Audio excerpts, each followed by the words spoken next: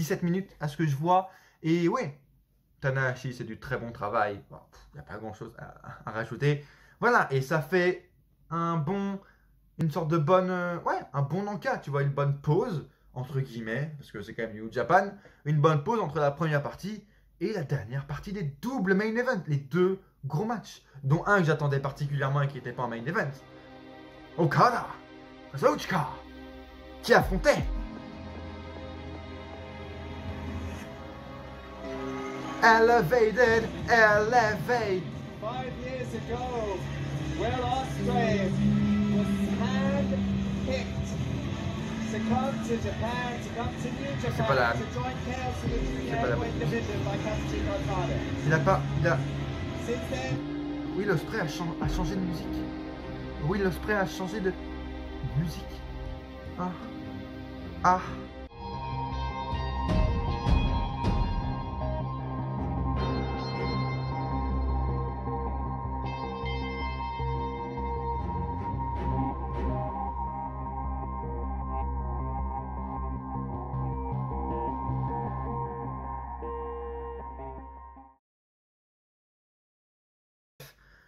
J'ai une histoire assez particulière avec Will Ospreay d'ailleurs que je kiffe beaucoup et dont je kiffais beaucoup son thème d'entrée en fait. Et oui, je comprends, il est passé heel, etc. Mais c'était pas une obligation pour enlever ce magnifique Elevated de Will Ospreay, magnifique. Et j'ai aussi du coup une histoire particulière un peu avec ce match, avec ces deux compétiteurs parce qu'en fait, déjà j'ai beaucoup aimé les fois où ils se sont affrontés, Will Ospreay et Kazuchika Okada. Voilà, vraiment bien aimé, c'est deux des catcheurs, deux des meilleurs catcheurs à la New Japan. Et j'ai toujours bien aimé. Et en fait, c'est toujours le type de match. C'est toujours, en fait, les matchs que je recherchais le plus quand je voulais voir New Japan. Je recherchais Ospreay Okada, en fait, tout le temps. Et depuis des mois, en fait, je cherche un match Ospreay Okada, tu vois, qui vaut de l'or, même si beaucoup, tu vois, sont très très bons. Mais un qui soit au niveau de, tu vois, Okada Omega, par exemple. Entre les deux, c'est clairement possible. Et j'ai pas trouvé, tu vois. Et là, je me suis dit, putain, c'est l'occasion parfaite. C'est aussi pour ça que j'attendais autant ce match. Parce que ça fait 1 an que je cherche vraiment un gros match entre Okada et Ospreay. Je me suis dit, putain, je me dis, est-ce qu'un jour ils auront la grande scène pour eux? Et là, Wrestle Kingdom, avant le dernier match, c'est beau. Et j'attendais beaucoup ce match. Et c'est pas que j'ai été déçu, mais c'est que j'avais plusieurs attentes pour ce match. Et en fait, j'ai adoré le storytelling des deux, le storytelling du match où vraiment pendant tout le match, ça va être Ospreay qui va essayer de prouver sa dominance, un peu qui va en fait faire ses preuves avec son nouveau caractère, avec ses nouvelles émotions, son nouveau personnage, tu vois, qui va essayer de s'imposer avec son duo, avec sa femme, Bea Priestley, que j'aime beaucoup. J'aime beaucoup Bea Priestley, mais j'aime beaucoup aussi surtout le duo qu'ils ont qui marche très très bien, qui fonctionne très très bien. Tenue de Ospreay d'ailleurs, juste magnifique, phénoménal. Okada aussi, ça c'est un détail, mais bref. C'est énorme les tenues chez New Japan. Et bref, justement, je me suis dit, putain, Ospreay, c'est Ospreay. Il est passé heel, certes, mais il va quand même pas perdre tout son côté high fly, truc de fou, prise de risque incroyable à la Ibushi. Ah bah un peu, si en fait, il est un peu perdu. Et j'ai encore une fois adoré le storytelling, surtout à la fin, tu vois, où on sent que en vrai, c'est ça qui m'a frustré, c'est qu'en fait, Ospreay fait genre, il a tout donné, il a même, à un moment donné, vers la fin, il a volé, tu vois, le personnage, il a volé les moves d'Okada, il a fait, tu vois, le stunt d'Okada, il a fait le Rainmaker, il a enchaîné un deuxième Rainmaker, je crois, enfin bref, énorme, il a fait un tombstone aussi sur Okada, et tu vois, il s'est dit, il s'est encore dégagé Okada, ce qui était prévisible. Et c'est un peu ça qui m'a dérangé, en mode, oh, j'ai plus rien qui reste en moi, Ospreay était vraiment comme ça, en mode, j'ai tout donné. Alors que, au niveau capacité physique, capacité athlétique, move extraordinaire, ce soir, il était à 30% de ses capacités, à peu près. Et c'est ça qui m'a dérangé. J'apprécie toujours autant son côté heal, mais en fait, c'est le fait qu'il a moins de high fly, moins de, tu vois, de compétences, on va dire, athlétiques, qui soient plus au sol, entre guillemets, même s'il fait des grosses... Putain, il a fait des powerbombs encore plus rapide que la lumière, il fait des super kicks de l'espace, il fait des moves à l'extérieur de ring, il a fait un Hurricane Rana, je crois, énormissime. C'est Will Ospreay, mais il est moins flashy, on va dire, qu'avant, tu vois, moins flashy, même si j'aime pas ce mot, mais vous comprenez ce que je veux dire. Il a plus été posé dans ce match, et c'est pas que ça me déplaît, mais j'attendais plus surtout entre un Ospreay Okada, ils sont à Wrestle Kingdom, au sommet de leur art. Ça m'a un peu déçu, mais j'aime bien. En fait, j'ai surtout kiffé, et c'est ça que je vais retenir, le fait que, en fait, c'est un peu Okada, le boss final, en fait. Le boss, le monstre, tu vois. Et que il faut le battre. Et qu'en gros, pendant tout le match, ils ont rappelé toute la puissance d'Okada et toute la résistance de Okada, surtout. Voilà, le mec a fait des matchs de plus d'1 heure face à des Omega, face à des Naito. Même avant, quand il affrontait des Nakamura, il faisait des matchs, mais juste hallucinants, avec des prises de risque hallucinantes, avec une résistance hallucinante. Et c'est ça qu'ils ont essayé de mettre en avant avec Will Ospreay, du coup, qui essaie un peu de se prouver en mode un peu jeune lion, entre guillemets. Je crois qu'il fait son entrée dans la catégorie heavyweight en plus. Donc voilà, un peu il essaie de se prouver. Et c'est vraiment en mode Okada, il est en mode devant lui, en mode je suis le boss. Tu t'attends à quoi, mon pote? Tu t'attends à me battre avec seulement un de tes finishers? Tu crois que tu es qui, mon pote? Et c'est vraiment ça que j'ai aimé. Parce que Ospreay, c'est quand même pas n'importe qui. Et là, vraiment, il avait l'air un peu, tu vois, une petite pute, entre guillemets, face à Okada. Et c'était magnifique à voir. Et à la fin, il se fait avoir un peu facilement. Il résiste. Bah, du coup, il résiste pas, mais il y a seulement un Rainmaker. C'est ça qui m'a aussi un peu déçu. Pas trop résistant au Will Ospreay. Mais le match était quand même magnifique. Voilà. Mais j'aurais aimé un peu plus de combativité du côté de Will Ospreay, tu vois. C'est ça qui m'a dérangé, c'est le fait que c'est Will Ospreay, ils n'ont pas fait des trucs de fou de la 3ème corde, surtout que c'est New Japan, surtout que c'est Wrestle Kingdom. C'est ça qui m'a dérangé. Mais en réalité, c'était toujours très agréable à regarder. Et honnêtement, non, je ne m'appelle pas Dave Metzler, donc je ne vais pas mettre un 5 stars ou un 6 stars. Parce que déjà, moi, je note sur 10 MDR. Je note sur 10 déjà. Et non, ce match ne mérite pas un 5 stars parce qu'on n'a pas eu... Il manquait un petit truc. Il manquait un truc à ce match honnêtement. Mais voilà, il m'a quand même vraiment beaucoup plu. En commentaire, allez le voir. Et si vous l'avez déjà vu, en commentaire bien sûr, j'attends vos avis. C'est hyper important. En plus là c'est un nouveau sujet, c'est New Japan. J'attends de voir ce que mes abonnés, ce que ma communauté pense de New Japan et pense du style Okada Ospreay qui sont deux gros visages du côté de cette promotion. Voilà. Et ça va vraiment être un match que je vais aimer revoir. Voilà, tout était bien en fait. Même, voilà, encore une fois, l'association avec Bria Priestley et avec Will Ospreay qui est très utile d'ailleurs pour son heel turn et qui est très utile dans ce match. Le spot à retenir aussi quand il est passé à travers une table, tu vois. Et là-bas, au Japon, quand tu passes à travers une table, pardon, c'est pas une table de PD qui fait 2 mm d'épaisseur comme dans notre promotion là. Non, la table, c'est une vraie table. Une putain de vraie table. Et quand tu passes à travers, mon pote, tu le sens vraiment sentir. Et là, quand Okada a vendu le fait d'être mort, en fait, carrément, il l'était vraiment. Parce que la table fait ça d'épaisseur avec des putains de... Je sais pas comment t'appelles ça, des putains de piliers, des soutiens en métal qui... Tu sens que la table est résistante, tu vois. Donc pour la péter, il faut donner une grosse puissance, tu vois. Et c'est ce que Will Ospreay a fait. Et honnêtement, Will Ospreay comme Okada, ils ont dû la sentir passer. Et quand tu pètes une table New Japan, c'est pas n'importe quoi, tu vois. Et c'était très beau à voir. Encore une fois, ils sont un peu allés partout. Ils sont aussi allés à l'extérieur du ring et en même temps à l'intérieur. C'était très cool, très bien construit. Le storytelling est très bon. Enfin bref, je vais pas y passer ma vie. C'est juste que j'aime beaucoup Will Ospreay, donc je dois en parler simplement. Et c'est aussi d'ailleurs par rapport au match d'avant, c'est une des rivalités que je connaissais le plus, comme celle qui arrive après. C'est une des rivalités que j'ai suivies, que j'ai compris aussi, parce qu'au Japon, voilà, j'arrive pas à tout à suivre du côté de New Japan. J'ai compris que Will Ospreay avait trahi Okada, etc., qu'il avait créé un clan. Tu vois, j'avais réussi à comprendre, j'avais regardé les vidéos package sur YouTube aussi.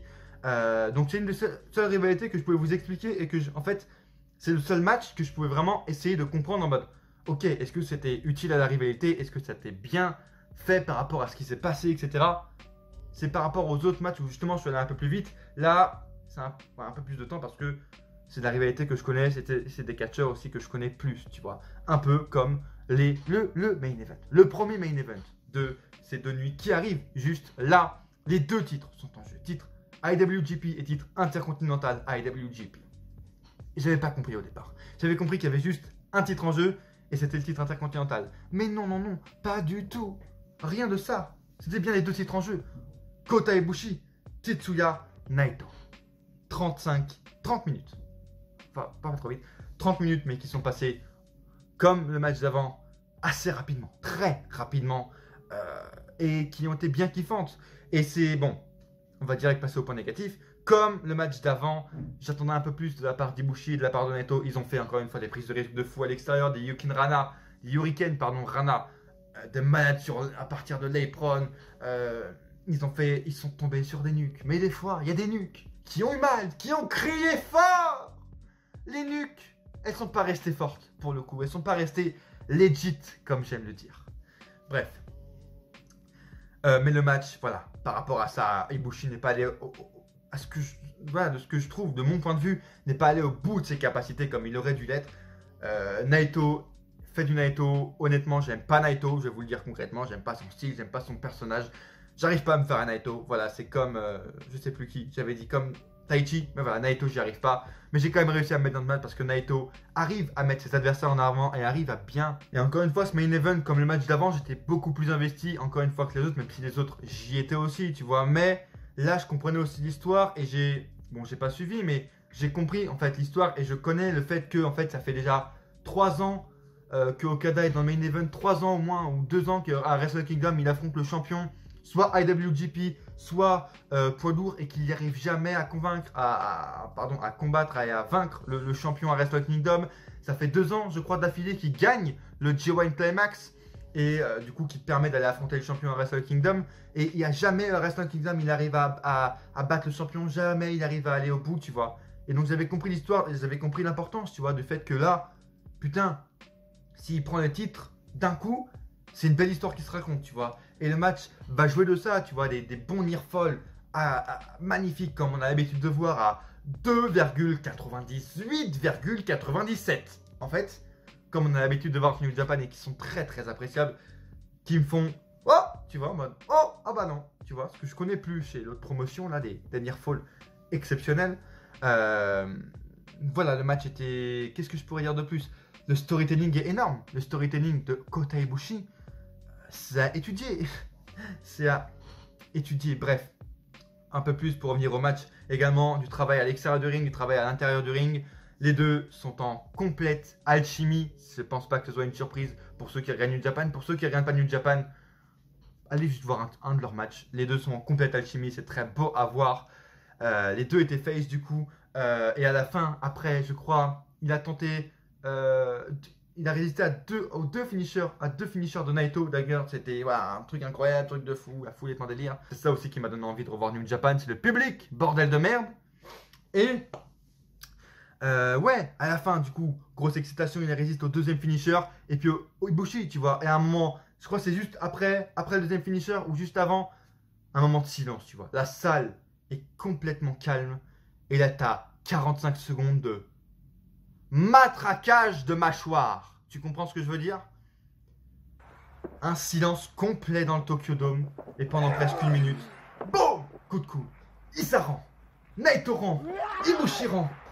Et pendant 1 minute, on entend simplement les coudes tapant contre la mâchoire de son adversaire.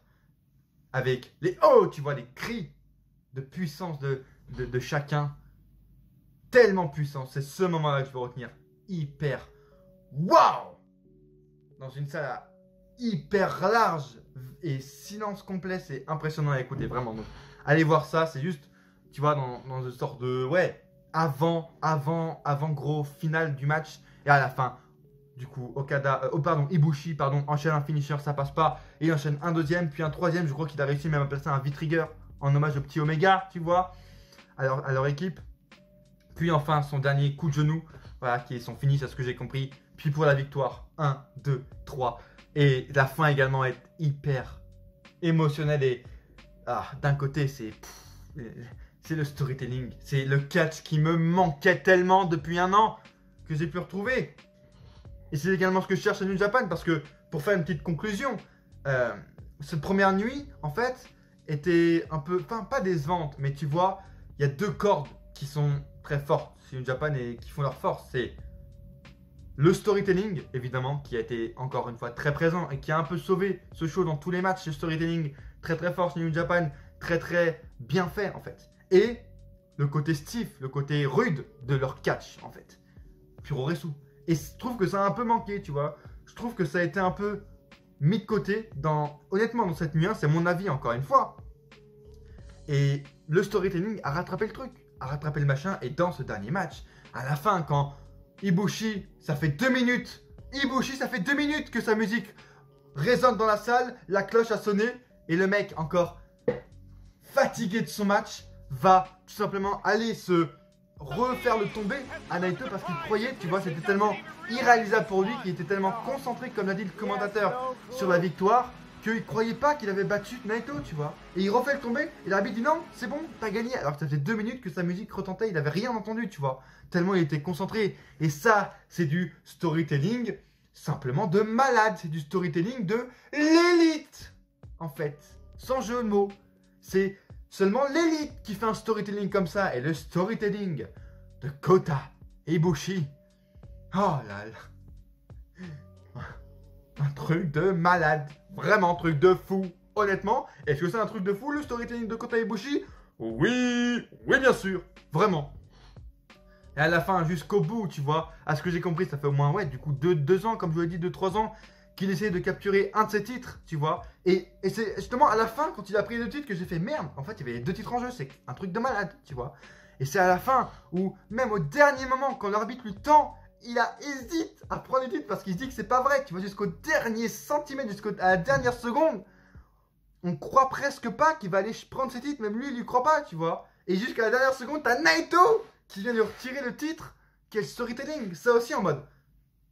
Même le match, même si le match a été gagné, il est, tu vois, les titres ne sont pas encore dans ses mains. Ça, c'est jusqu'au bout, la storytelling, jusqu'au bout du truc. C'est beau, tu vois. Et évidemment, le hit turn n'était pas du tout sûr. Enfin, il n'y avait pas du tout à avoir de turn de Naito. C'est juste que respect des gars, respect du Puroresu, du catch. Il vient lui tendre lui-même, lui rendre en main propre les 2 titres. Grosse célébration à la fin. Jay White, bien sûr, qui vient aussi célébrer et teaser un peu le match de demain. Du coup, face à Kota Ibushi en disant profite bien de cette soirée parce que ce sera ta dernière. Très cool. Jay White, j'ai très hâte, encore une fois, de découvrir plus en profondeur Jay White, même si j'ai déjà vu quelques-uns de ses matchs. Demain, c'est sa grosse soirée à lui. J'ai hâte de voir ce qui va se passer. Bref, main event de fou, storytelling de malade, Kota Ibushi. Et bordel, votre double champion IWGP. Est-ce que c'est incroyable? Totalement. Est-ce que ça me donne envie de voir la suite? Totalement. Est-ce que une certaine W.W.E devrait prendre exemple? Bien sûr que c'est une évidence en fait. Oui. Merci New Japan Pro Wrestling d'avoir fait renaître cette passion à moi. Et je dis pas vraiment, c'est pas une blague. Hein. C'est vraiment pas une blague. C'était, comme je vous l'ai dit, une sorte d'ultimatum pour moi, surtout après le match Ospreay-Okada. C'était, est-ce que je peux encore aimer du catch? Est-ce que je peux encore réussir à comprendre du catch? Ça fait 1 an que j'en suis presque plus en fait. La réponse est totalement oui. Est-ce que je suis encore fan de catch? La réponse est bien sûr positive. Pas comme le test du Covid-19, elle est positive dans le bon sens cette fois. Et ça, quel plaisir! Et là, vu comment j'ai décrit, on peut se dire, oh, tu vas sûrement mettre un 5 stars, Darren. Non. Parce qu'il avait quand même des points négatifs. Comme je vous l'ai dit, le fait que Ibushi, j'ai l'impression qu'il ne soit pas donné à fond. Le fait également, 30 minutes, c'est énorme, évidemment. Leur résistance, à la fin des 30, pendant 25 minutes, on dirait que ça faisait 5 minutes qu'ils catchaient. Tu vois, les mecs, ils étaient debout, normal, au KLM. Tu veux une bière? Non, ça va, tranquille. Bref. Mais j'aurais aimé que ça aille plus loin, surtout pour les 2 titres en jeu, en fait. Mais c'est quand même New Japan, c'était très appréciable. Et ça mérite, bien sûr, le main event de Wrestle Kingdom 15, du moins pour la première nuit. N'hésitez pas à vous abonner. Est-ce que je ferai, je sais pas, si je ferai une vidéo pour la 2e nuit, honnêtement, je ne sais pas. Cette vidéo sort soit du coup ce soir le 4 janvier ou demain le 5, pardon. Abonnez-vous à cette chaîne YouTube pour ne pas rater du coup la prochaine vidéo, soit la nuit de New Japan, soit une autre vidéo qui va être importante pour la chaîne, encore une fois, voilà, qui va résumer plusieurs choses, tu vois, de pourquoi ce décor, par exemple.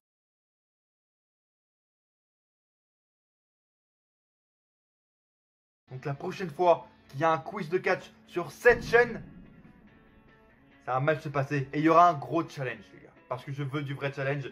Et en plus de ça, si je perds au futur quiz qu'il y aura sur la chaîne, il y aura un gros challenge concernant la chaîne.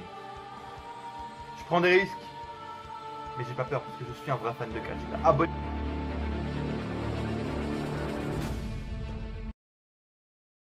Restez bien connectés, activez les cloches les gars, je le vois. Activez ces putains de cloches qui sont là en bas, juste à côté du bouton abonner, c'est hyper important pour recevoir les notifs. Je vois dans mes paramètres qu'il y en a beaucoup qui l'ont pas encore.